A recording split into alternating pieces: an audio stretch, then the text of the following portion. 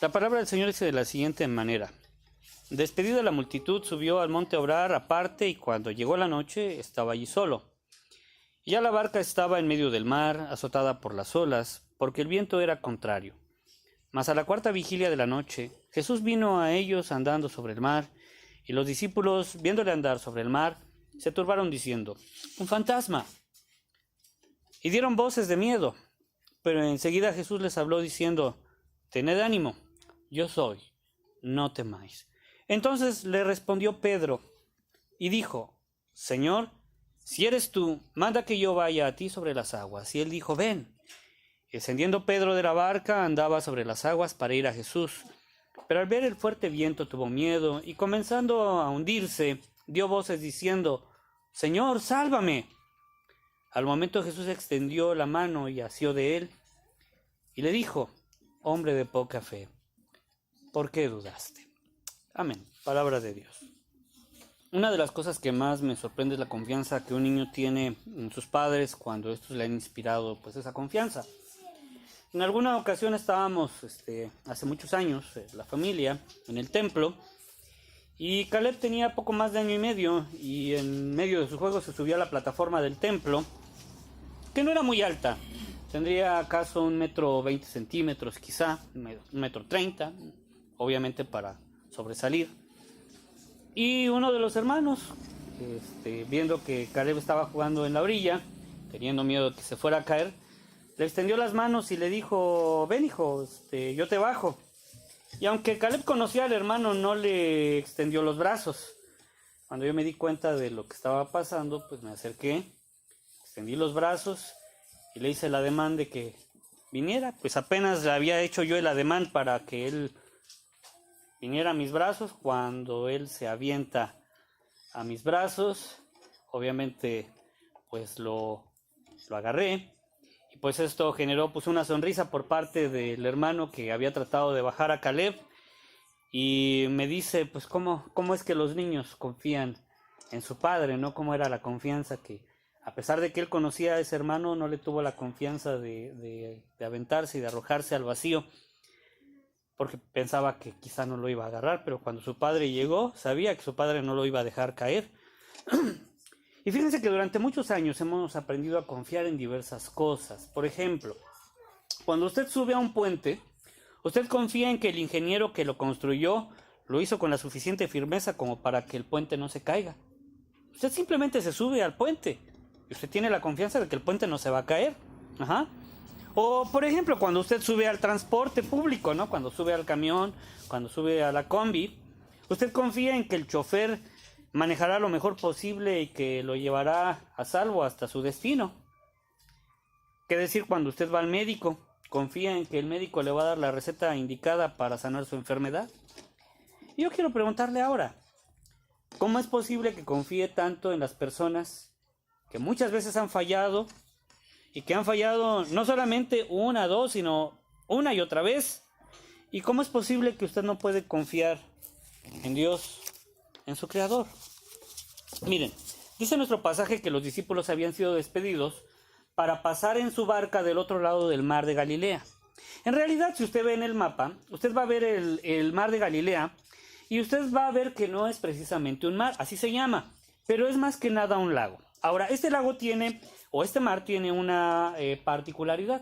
Este lago está rodeado por montañas.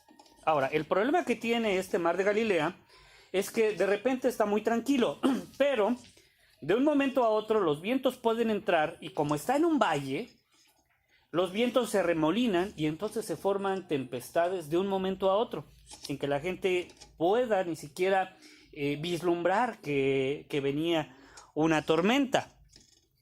Eso pues pasa en momentos. Ahora, los discípulos de Cristo, por lo menos Pedro, Juan y los hermanos de ambos, pues eran expertos pescadores, es decir, que eran hombres que sabían navegar, que sabían estar en la mar, sabían conocer cuando iba a hacer mal tiempo y cuando no. Así que no eran inexpertos como pudiéramos pensar, y algunos pudieran decir que fueron irresponsables al partir en medio de mal clima. No había mal clima. Cuando ellos partieron, el clima era perfecto. Simplemente la tempestad se desató. Ahora, nosotros, todos los que estamos aquí, somos expertos en nuestra vida. Muchos de nosotros se preparan en grandes universidades, toman cursos de distintas cosas y adquieren herramientas que les van a ayudar en la vida. Sin embargo, como en el mar de Galilea, la vida suele desatar tempestades violentas. ¿Saben cuándo? De un momento a otro. Un accidente, un infortunio, un cúmulo de situaciones que desencadenan toda clase de males sobre nosotros. La mayoría de nosotros tomamos la vida sin medir los riesgos. Perdón, no tomamos la vida sin medir los riesgos. Y navegamos en ella confiados en el control que tenemos de nuestro destino al guiar nuestra barca. Pero sin aviso alguno, la tormenta se desata y pareciera que el mundo se vuelca en enormes olas que amenazan con llevar a fondo y hundir nuestra vida. Quizá lo peor para los discípulos era pensar que Jesús no estaba con ellos en ese momento. Quizá los recuerdos de la ocasión cuando Jesucristo estaba acostado en la barca, dormido, a pesar de la tormenta, y que el Señor Jesús se había levantado y había con su voz de mando calmado la tempestad. Quizá en ese momento ellos estaban recordando y pensando, ¿por qué no está el Maestro con nosotros aquí? Si Él estuviera con nosotros, Él calmaría una vez más las aguas. Sin embargo, podemos ver que ellos estaban equivocados, ya que su Maestro estaba más cerca de lo que ellos imaginaban. Cuando la tormenta estaba en su punto más álgido, vieron lo que les pareció que era un fantasma. Y ya me imagino la cara de los discípulos al tener esa visión, pues pensaban que era un mal augurio, que ese fantasma lo único que podía representar, según ellos creían, era que iban hacia una muerte segura. Y así, exactamente, son muchos de los creyentes que al ver la tempestad atacar su vida, afloran las supersticiones. Por ejemplo, quien en momentos de necesidad económica no ha sentido comezón en la palma de sus manos, y no falta aquel que le diga, es que vas a recibir dinero. ¿Es una superstición? O los que están en un problema y les zumban los oídos y ya están diciendo que alguien está hablando mal de ellos. Lo escucho a cada rato. Y eso solo por tratar de las supersticiones comunes, por decirlo de alguna manera. Pero, por ejemplo, muchos cristianos leen su horóscopo para ver cómo va a estar la fortuna de ellos en ese día. Acuden a las supersticiones, como los discípulos pensaban en ellas. Jesús estaba con ellos, estaba atento cuidando que el barco no naufragara, pese a las fuertes olas que chocaban con aquella embarcación. Jesús les dice entonces una palabra: tened ánimo. Fueron las palabras de tranquilidad que les dijo Jesús a sus discípulos. Ten ánimo, es lo que nos dice el Señor. Yo estoy cerca. El saber que el Señor estaba cerca o el Señor está cerca de nosotros nos debe de infundir tranquilidad, como al niño que, sabiendo la seguridad de los brazos de su padre, reta a cualquiera. Y otra vez recuerdo cuando Caleb tenía apenas quizá 2 años de edad y él ya sabía caminar. Y pues como todo niño trataba de despegarse de sus papás y caminar más adelante, porque era un niño que aprendía a caminar, apenas sentía la libertad. Y caminando por la banqueta vio a un perrito que estaba echado y lo empezó a retar, le empezó a ladrar. ¡Guau, guau, guau! Le hizo él al perrito. Y el perrito, pues ni tardo ni perezoso, se levantó y le ladró. Cuando Caleb sintió la amenaza de aquel can, corrió hacia los brazos de sus padres. Y cuando por fin estaba arriba de los brazos, casi trepado hasta mi cabeza, se volteó otra vez con el perro y lo volvió a retar. Dijo, ¡guau, guau, guau! ¿Por qué? Pues porque sabía que su papá lo iba a cuidar y que lo iba a proteger y que no iba a permitir que ese perro le hiciera algún daño. Lógicamente le dije que pues no estaba bien, que no lo hiciera. Pero él sentía la seguridad de los brazos de su padre. Y esa misma seguridad es la que nosotros debemos de sentir, que estamos en brazos de nuestro Padre, no para retar al mundo, pero sí para saber que no estamos solos para enfrentar los problemas y los peligros. Caminando por la calle, cuando veo un peligro potencial, inmediatamente me pongo entre mis hijos y el peligro. Y luego me preguntan mis hijos que si yo no tengo miedo a nada, y les respondo que sí, que yo tengo muchos temores, pero que al ser yo el padre y ellos ser mis hijos y tener la responsabilidad, pues tengo que aguantarme mis temores, vencerlos y salir adelante. Sin embargo, nuestro Padre Celestial no tiene ningún temor, porque Él es Jehová de los ejércitos, poderoso en batalla. Él no tiene miedo, y Él se pone entre los problemas, entre los peligros, y nosotros, y nos carga, y nos levanta, y nos ayuda. Yo soy, no temáis. Fueron las palabras que lograron calmar el corazón afligido de aquellos hombres que pensaban que se ahogarían sin remedio en la tempestad. No temas, yo estoy contigo, es lo que dice el Señor en medio de la tempestad que tú estás viviendo el día de hoy. Y una vez que los discípulos se sintieron más seguros, cuando vieron que era su maestro y cuando escucharon esas palabras, no faltó el intrépido que deseaba algo aún más especial, más allá de lo que estaba viendo. Pedro, con ese ímpetu que le caracterizaba, inmediatamente lanza el reto. Señor, si eres tú, manda que yo vaya a ti sobre las aguas. Era una petición osada. Era participar de la misma acción que Cristo estaba haciendo, caminar sobre las aguas. Es decir, era participar del vivir en el poder sobrenatural de Dios en esta tierra. Pedro estaba pidiendo lo que humanamente era imposible. Hoy pensamos en Jesús caminando sobre las aguas y decimos, pues claro, Él es Dios y puede hacer eso y muchas cosas más. Pero Pedro, algunos lo ven a la distancia del tiempo con mucha severidad, juzgando al apóstol por solicitar una prueba de que era Jesús, en vez de aceptar lo que estaba frente a sus ojos, que ya de por sí era un milagro. Pero Jesús no miró eso. Simplemente Jesús le dijo, ven. Le hizo el ademán. Y entonces Pedro, ni tardo ni perezoso, bajó de la barca para ir al lugar donde Jesucristo estaba. Pedro caminaba sobre las aguas para ir con Jesús. Y esto es muy importante porque Pedro no se puso a correr, ni se puso a jugar burlándose de sus compañeros y decía, miren, yo estoy caminando sobre las aguas y ustedes no. Pedro caminaba rumbo ¿a quién? Rumbo a Jesús. Y mientras caminaba hacia Él, sus pasos eran firmes en donde la naturaleza dice que es imposible poner el pie firme en el agua. Y quiero decirte una cosa, mi hermano. Mientras tú caminas mirando a Cristo en medio de los problemas, tus pisadas serán firmes. Mientras tú caminas en medio de los problemas y miras hacia Jesús, lo imposible será posible. ¿Por qué? Porque Él está contigo. Pero Pedro tuvo un problema. De pronto se dio cuenta de dónde estaba parado y puso atención en el viento fuerte que alzaba las olas. Cuando su mirada estaba puesta en Cristo, sus pasos eran firmes en el agua. Pero cuando su mirada se desvió y consideró la tormenta que lo amenazaba, entonces dice la Escritura que él se hundió. Y eso es lo que pasa con muchos creyentes que miran las amenazas que les rodean cuando Cristo les ha dicho, no temas, que Él está a tu lado.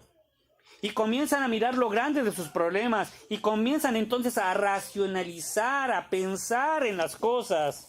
¿Y saben qué? Es cuando el cristiano se empieza a hundir en su vida. Déjeme decirle una cosa, mi hermano.